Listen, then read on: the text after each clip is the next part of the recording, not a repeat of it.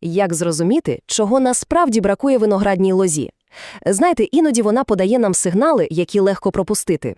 Сьогодні ми зануримося у світ мікроелементів. Розберемося, як наче справжні детективи, діагностувати дефіцит заліза, марганцю, міді та сірки. Ну що, починаємо! Вітаю вас, добрі люди! І одразу увага! Цей матеріал має інформативний характер і в жодному разі не є прямою рекомендацією до дії. Ми спираємося на науку та досвід, але ж кожен виноградник, він унікальний, тому остаточне рішення завжди залишається за господарем.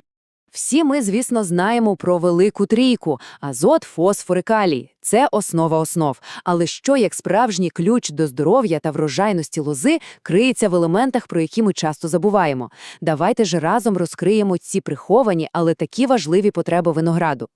Отже, який у нас план? Спочатку поговоримо про приховані потреби лози в цілому. Далі розберемося із залізом, ключем до хлорофілу. Потім марганець і мідь – оці непомітні помічники ферментів. Зазирнемо і до сірки, яка, повірте, набагато більше, ніж просто фунгіцид. І наприкінці зробимо чіткі висновки для господаря. І перше у нашому списку – його величність залізо, або ж ферум. Уявіть собі, що це такий собі головний архітектор зеленого кольору в листі. Без нього нічого не буде. Дивіться, без заліза просто неможливе утворення хлорофілу. А це ж той самий пігмент, що відповідає за фотосинтез, за життя рослини. Крім того, залізо запускає роботу безлічі ферментів, бере участь у створенні складних органічних сполук. По суті, залізо – це, знаєте, такий собі двигун енергетичних процесів у лозі. Так як же розпізнати його нестачу? Головний сигнал, і це ключовий момент, пожовтіння починається саме на молодому листі, на верхівках пагонів. Процес іде від простору між жилками, потім захоплює і самі жилки, перетворюючи весь листок на лимонно-жовтий. Ну а далі уражене листя просто відмирає. Цей симптом, до речі, значно яскравіший, ніж при нестачі цинку чи марганців. Найчастіше така біда трапляється на ґрунтах з високим рівнем pH, тобто на лужних. І тут що важливо розуміти. Обробка по листу хелатами заліза – це, знаєте, як пластир на рану. Так, воно тимчасово маскує симптом, листя зеленіє, але причина проблеми, яка криється в ґрунті, нікуди не дівається. Тому такі обробки доводиться повторювати знову і знову. Отже, щоб уникнути проблеми, треба знати її ворогів в обличчя, тобто фактори ризику. По-перше, це, звичайно, ґрунт – лужний, ущільнений, з поганим дренажем або з надлишком марганцю. По-друге, це умови – занадто низькі або занадто високі температури ґрунту. І по-третє, наша агротехніка, якщо переборщити з фосфатними добривами. Усе це, по суті, блокує доступ заліза до рослини. Гаразд, рухаємося далі. Наступна пара – марганець та мідь. Це, можна сказати, справжні сірі кардинали біохімічних процесів у лозі. Дуже важливі, хоч і непомітні. Марганець, так само як і залізо, допомагає утворенню хлорофілу та активує ферменти. І що цікаво, його дефіцит частий гість на тих самих ґрунтах, де pH вищий за 7,0. Так, на лужних ґрунтах і марганець, і залізо стають менш доступними для рослини. А ось тут починається найцікавіше. Такий собі детектив для виноградаря. Дивіться, симптоми дефіциту марганцю – теж пожовтіння між жилками, але вони проявляються на старих базальних листках, на відміну від заліза, яке вражає молоді. Проте візуально їх дуже легко сплутати. Тому єдиний надійний спосіб поставити точний діагноз – це лабораторний аналіз черешків листя. Тільки так. Тепер кілька слів про мідь. Її роль просто величезна. Від фотосинтезу і росту пагонів до зав'язування ягід і, уявіть собі, навіть до накопичення в них цукру. Можна сміливо сказати, що здоров'я лози буквально від коріння до кінчиків пагонів залежить від цього, на перший погляд, незначного елемента. А от дефіцит міді проявляється цілим букетом проблем. Коріння розвивається слабо, листя стає маленьким, блідим, з такими ніби опаленими кінчиками, що згинаються донизу. Кора на пагонах шорстка, а самі верхівки пагонів відмирають. Та найгірше – це вплив на врожай. Квіткові ковпачки, буває, жовтіють, але не опадають. А це, звісно, призводить до поганого зав'язування ягід. І тут надзвичайно важливе застереження. З міддю треба бути обережним. Це як ліки. У малих дозах вона необхідна, але в надлишку стає токсичною. Багаторазові обробки мідьмісними препаратами можуть накопичуватися в ґрунті та на самій лозі, що врешті-решт призведе до отруєння рослини. Варто пам'ятати – все добре в міру. І останній наш герой на сьогодні – сірка. Більшість із нас знають її як засіб проти оїдіуму. Але її поживна роль, повірте, не менш важлива. Це значно більше, ніж просто фунгіцид.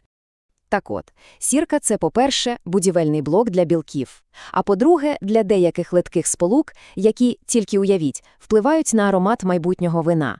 Ну і звісно, як і попередні елементи, вона теж бере участь в утворенні хлорофілу.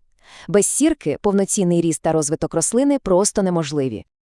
На початкових етапах дефіцит сірки дуже легко сплутати з азотним голодуванням.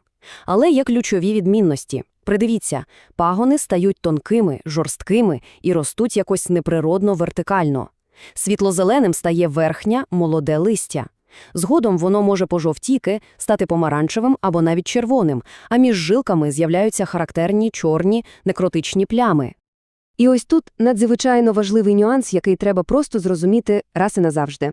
Лоза не може просто взяти і з'їсти елементарну сірку, якою ми обробляємо виноградник. Уявіть, що рослині потрібен спеціальний ключ, щоб відкрити двері. І цим ключем є виключно сульфатна форма – СО4 2-. Саме її і треба використовувати в добривах для корекції дефіциту. Давайте подивимось на цю таблицю. Вона чудово показує, де можна взяти ту саму доступну сульфатну сірку. Зверніть увагу. Сульфат амонію містить 24% сірки, сульфат калію – 18%, а гіпс – до 18%. Навіть звичайна елементарна сірка з часом перетворюється в ґрунті на доступні сульфати, але варто визнати, цей процес дуже повільний. Який з усього цього практичний висновок? Все просто як 2+2. Якщо ґрунти лужні, з високим pH, то варто використовувати добрива, що їх підкислюють, наприклад, сульфат амонію. А якщо ґрунти кислі, навпаки, обирати нейтральні, як от гіпс, щоб не погіршити ситуацію ще більше. Ну що ж, давайте підсумуємо все, про що ми говорили, і сформулюємо чіткі висновки для господаря. Як же все-таки розрізнити ці схожі на перший погляд симптоми і головне, що з цим усім робити? Ось ключова відмінність, яку варто запам'ятати як мантру. Дефіцит заліза, він завжди починається з молодого верхнього листя, а дефіцит марганцю – зі старого нижнього. Хоча обидва викликають пожовтіння між жилками, саме ця локалізація на кущі – головна візуальна підказка. Але, повторюся, для 100% впевненості, особливо у випадку з марганцем, краще не полінуватися і зробити аналіз. Отже, що ж робити на практиці? Ось 4, так би мовити, золоті правила.